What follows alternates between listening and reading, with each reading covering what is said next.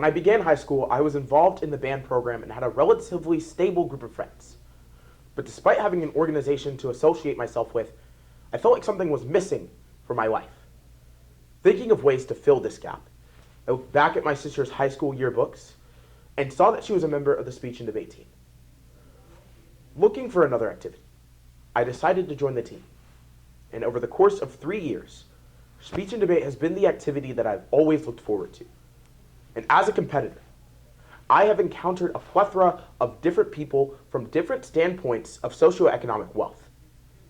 And although speech and debate is a platform for advocacy and social activism, there is one problem that lies within our own organization. Quotes. Across the Dallas-Fort Worth area, there are thousands of schools that participate in speech and debate through multiple organizations. And among those schools, there are thousands of students who are unable to afford the clothing recommended to compete in this activity. Speech and debate requires professional or business clothing, and decent suits can cost hundreds of dollars to purchase, making it nearly impossible for those who are unable to afford them to compete. And those who choose to compete anyways are more likely to receive a ballot with comments regarding their clothing. These comments make students feel like they shouldn't compete in an activity because they don't have the means to do so. If the speech and debate community is supposed to be a vehicle for change, then we must change one of the most prevalent problems in this community. Before I provide a solution, I have 2 real cases in which this form of discrimination has occurred. Jace Martin, a member of my school's speech and debate team, walked into a debate round with the only clothes he could afford: hand-me-down dress pants, a button-up shirt with no tie, and tennis shoes. After receiving the ballot, it was concluded that he was clearly the better debater. But there was one defining comment as to why he lost. The ballot stated that if he had been dressed better, maybe he would have won the round. Another case of this, Dr. Victoria Ledford, a coach and professor at Marshall University, grew up in a trailer home in West Virginia.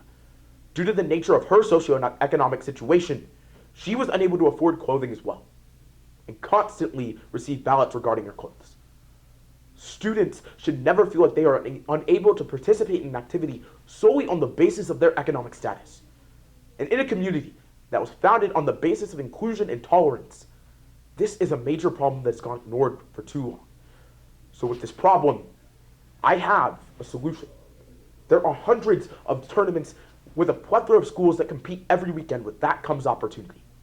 Through my nonprofit organization, Competitive Closet, I hope to set up stations at tournaments across the schools in the DFW area, which will provide the opportunity for schools to donate new or lightly used dress clothes and accessories that would be transported to community and social service organizations around the area.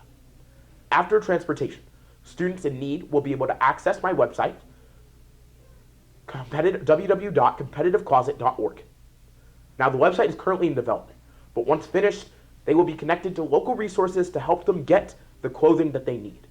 Now, of course, in order to receive clothing, they would have to provide proof of financial need, whether that be pay stubs from a parent's paycheck or a letter from school employees and administrators that prove that they are in financial need.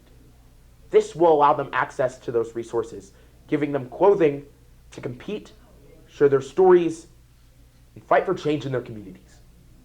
So in conclusion, Competitive Closet will allow competitors the opportunity to share their stories and advocate for change in their communities without worry of being discriminated against because of their clothing. No one should have to be afraid of being overlooked in this activity because of what they wear. And through Competitive Closet, that won't ever have to happen again.